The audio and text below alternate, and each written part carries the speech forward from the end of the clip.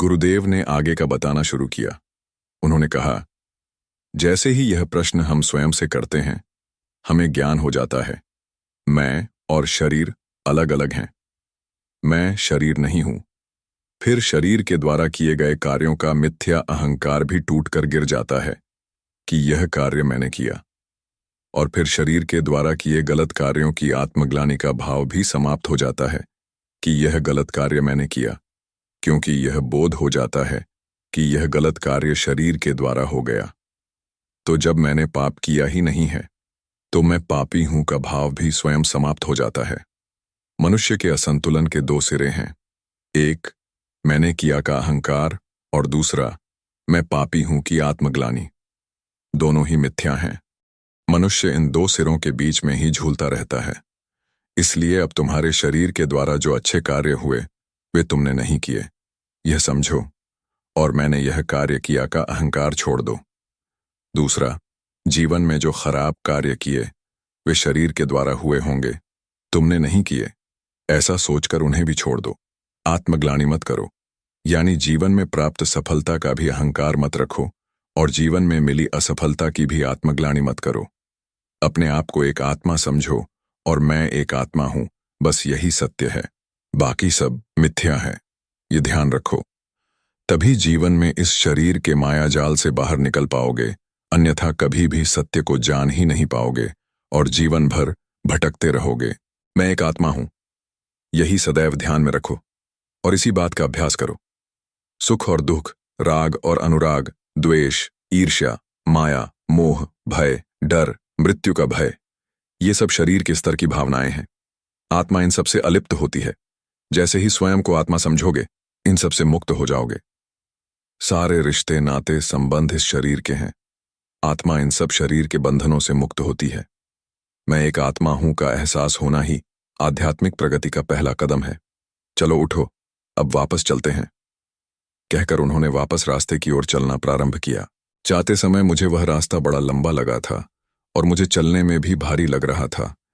मैं बेमन से ही गया था, पर वापसी की यात्रा में मुझे हल्कापन लग रहा था और विशेष रूप से मेरा डर समाप्त हो गया था। उस स्थान पर मैं अभ्यस्त हो गया था। गुरुदेव ने कहा, इस स्थान पर आने वाले तुम दूसरे आदमी हो। मेरे और तुम्हारे अलावा इस स्थान पर हजारों सालों से आज तक कोई भी नहीं पहुंच सका है। उन्होंने झुककर पानी के किनारे पर लगी कुछ वनस्पति की पत्तियां मुझे खाने के लिए दी और उन्होंने आगे चलना प्रारंभ किया। आते समय मैं चारों ओर देख रहा था। मेरी चलने की गति भी कम हो गई थी। भय समाप्त हो गया था। इसीलिए गुरुदेव और मेरे बीच बहुत अंतर भी हो गया था। मैं सृष्टि के अनुपम उपहार सा स्थान देखते हुए चल रहा था। पता नहीं क्यों जंगलों में भूख, प्यास, पेशाब, शौच, ये सब गतिविधियां एकदम कम हो जाती हैं। सांस तक धीमे धीमे चलती है। पानी के पास की उन दीवारों पर सचमुच बहुत सुंदर कलाकृतियां बनी हुई थीं। कभी कोई आकृति हाथी के समान लगती थी, तो कोई आकृति मगर के समान लगती थी, और मछली के समान तो कई आकृतियां लग रही थीं, पर आदमी के समान कोई भी आकृति नहीं लग रही थी।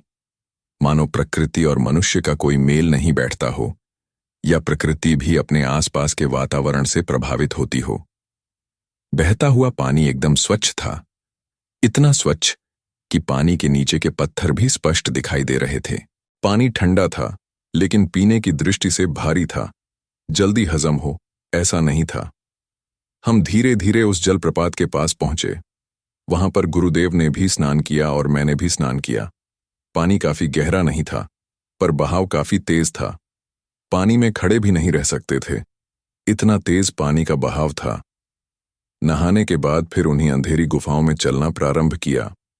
वापसी के समय मैं उन गुफाओं को भी ठीक से देखते आ रहा था। ये गुफाएं कैसे बनी होंगी, यह मिट्टी, ये चट्टानें अनुसंधानकर्ताओं के लिए एक विषय हो सकती हैं। रास्ता बनाकर चलना पड़ता था। कई बार रास्ते में पानी का बहाव मिलता था। कुछ स्थानों पर बड़ी चट्टानों पर कुछ पौधे उगे हुए थे, जो शायद पानी की वनस्पति होंगे। उनके सफेद से फूल भी कहीं दिख रहे थे। धीरे धीरे हम बाहर आए।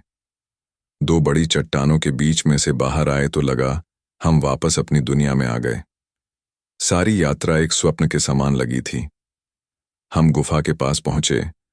तो गुफा के सामने के पौधों में काफी फूल आ गए थे। यानी हम इस यात्रा में काफी दिनों तक थे। वहां पर समय का ध्यान ही नहीं रहता।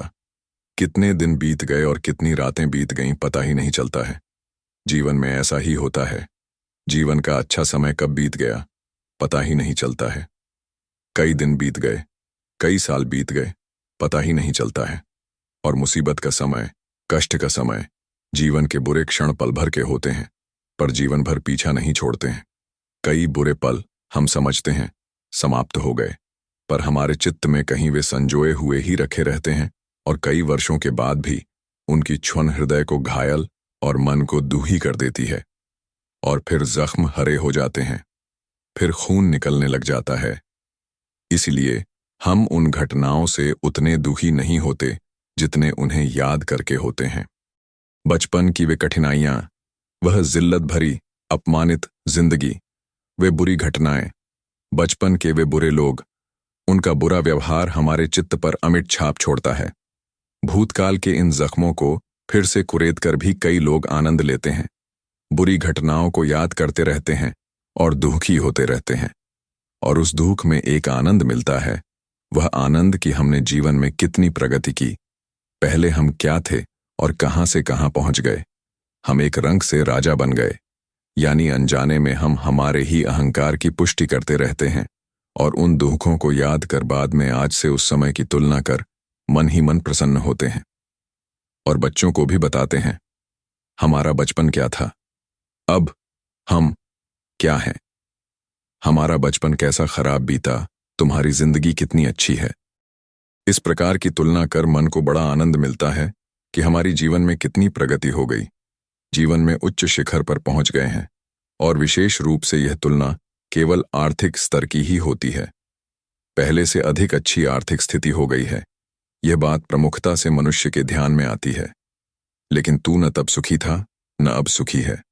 तब धन नहीं था इसलिए दुखी था, और अब धन है पर तब धन नहीं था इसलिए आज दुखी है। जबकि यह समझ में नहीं आता कि धन रहकर भी आज सुखी नहीं है, तो धन रहकर मैं बचपन से सुखी कैसे रह सकता था। धन एक निर्जीव साधन है, उसके रहने से कोई सुखी नहीं रह सकता और उसके न रहने से कोई दुखी नहीं रह सकता। सुख और दुख मन की मनोदशाएं हैं। आपके मानने पर सुख है और आपके मानने पर ही दुख। आप परिस्थिति को स्वीकार कर लो तो ही सुख है, स्वीकार न करो तो दुख है। कल दुख धन का था, आज शरीर का दुख है, यानी दोनों ही नाशवान हैं। न किसी व्यक्ति को धन सुख दे सकता है, न शरीर सुख दे सकता है, क्योंकि मैं न धन हूं और न शरीर हूं। फिर ये दोनों जब मैं नहीं हूं तो ये दोनों मुझे कैसे सुखी कर सकते हैं। ये दोनों निर्जीव हैं, मिथ्या हैं, क्योंकि मेरा अस्तित्व इनसे अलग है। मैं जान गया हूं कि मैं एक आत्मा हूं। मैं शरीर और धन नहीं हूं। मुझे शरीर व धन सुख नहीं दे सकते, केवल आत्मा ही मुझे सुख दे सकती है। वही सच्चा सुख होगा, वह सुख आत्मसुख कहलाएगा। आत्मा का आनंद इकट्ठा करने में नहीं है, जोड़ने में नहीं है, जमा करने में नहीं है। आत्मा को आनंद सदैव बांटने में ही मिलता है। जमा किया हुआ धन शरीर को सुख दे सकता है, क्योंकि शरीर और धन दोनों नाशवान हैं। एक नाशवान दूसरे नाशवान को अवश्य सुखी कर सकता है। इसीलिए विभिन्न धर्मों में दान को महत्व दिया गया है, ताकि धन को जमा कर आप जीवन में शरीर सुख तो प्राप्त करेंगे ही, लेकिन उसके साथ साथ आत्मसुख भी प्राप्त करें, और आत्मसुख केवल और केवल दान करके ही प्राप्त कर सकेंगे। वह दान ही आपकी आत्मा को सुखी और प्रसन्न कर सकता है। इसलिए दान का आध्यात्मिक क्षेत्र में बहुत महत्व है कि दान कर आप आत्मसुख प्राप्त करें, और आत्मसुख से ही आध्यात्मिक प्रगति संभव है। क्योंकि आत्मा सुखी होगी तो सशक्त होगी, और सशक्त होगी तो ही आध्यात्मिक साधना करेगी, और आध्यात्मिक साधना करेगी तो आध्यात्मिक प्रगति होगी। जब हम अपने से प्रश्न पूछते हैं मैं कौन हूं, तो भीतर से आवाज आती है मैं एक आत्मा हूं, और मैं एक आत्मा हूं का बोध होता है। तभी हमें ज्ञात होता है जो मैं, मेरा का अहंकार मैं कर रहा था, वह शरीर का अहंकार था। मैं वास्तव में तो आत्मा है, वह आत्मा जो है पर दिखती नहीं है, जो शरीर का संचालन करती है, पर संचालन करते हुए दिखती नहीं है। आत्मा के सिवा इस शरीर का कोई अस्तित्व नहीं है। वह आत्मा अगर इस शरीर से निकल गई तो लोग इसे गाड़ कर आएंगे या जला देंगे और इस शरीर को नष्ट कर देंगे। यह शरीर सब कुछ लगता है, पर सब कुछ है नहीं। और जो सब कुछ है वह कुछ भी नहीं लगता है। यानी जो है वह है नहीं, और जो नहीं है वही सब कुछ है। हमारे शरीर से ही सारे अध्यात्म को समझा जा सकता है। एक आत्मा को समझ लें तो परमात्मा को जाना जा सकता है। जगत रूपी शरीर में इस जगत को चलाने वाली शक्ति परमात्मा है, जिसका अस्तित्व कहीं भी दिखता नहीं है, पर सब में, सारे जगत में उसका अस्तित्व है। उस परमात्मा के बिना यह जगत मुर्दा है, जो मुर्दा केवल नष्ट करने के लिए ही होता है। जिस दिन इस जगत से परमात्मा हट जाएगा, यह जगत भी समाप्त हो जाएगा, एक मुर्दा हो जाएगा। एक आत्मा को समझ लो तो परमात्मा का ज्ञान हो जाएगा। स्वयं के आत्मा के अस्तित्व को समझे बिना परमात्मा को जाना ही नहीं जा सकता है। उसी दिन शाम को यही बात गुरुदेव के मुख से भी निकली। मानो मैं और वे एक स्तर पर एक रूप हो गए हों, या उसे इस प्रकार समझा जा सकता है कि उनके प्रभाव के कारण ही, उनके आभामंडल में रहने के कारण ही मैं उनकी इच्छानुसार ही सोच रहा था। उन्होंने कहा कि जो ब्रह्मांड में है वही सब हमारे पिंड में भी होता है। पिंड अगर पानी की एक बूंद है तो ब्रह्मांड सागर, लेकिन बूंद हो या सागर, पानी पानी ही है। पानी के गुणधर्म में कोई अंतर नहीं है। ठीक इसी प्रकार से आत्मा के रूप में परमात्मा का छोटा सा स्वरूप हमारे पास विद्यमान होता है।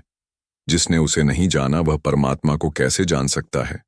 और जिसने अपने भीतर के परमात्मा को जान लिया वह बाहर के परमात्मा को भी जान ही लेगा। परमात्मा एक है, परमात्मा सर्वत्र है। भीतर भी परमात्मा है, बाहर भी परमात्मा है। लेकिन भीतर के परमात्मा को जानना आसान है, क्योंकि वह ज्यादा करीब है, आपका है, आपके लिए है, आपकी सुविधानुसार है, आपके अनुरूप है, आपकी स्थिति के अनुसार है, आपकी पकड़ में है, आपकी पहुंच में है। वह और आप अलग नहीं हैं। आपका उसके सिवा कोई अस्तित्व नहीं है। आप जिसे मैं समझ रहे हैं वह मैं शरीर का अहंकार है। आपको जैसे ही आपका बोध हो जाएगा, आपका सारा शरीर का अहंकार टूट जाएगा, क्योंकि आप जान चुके होंगे कि आप एक आत्मा हैं।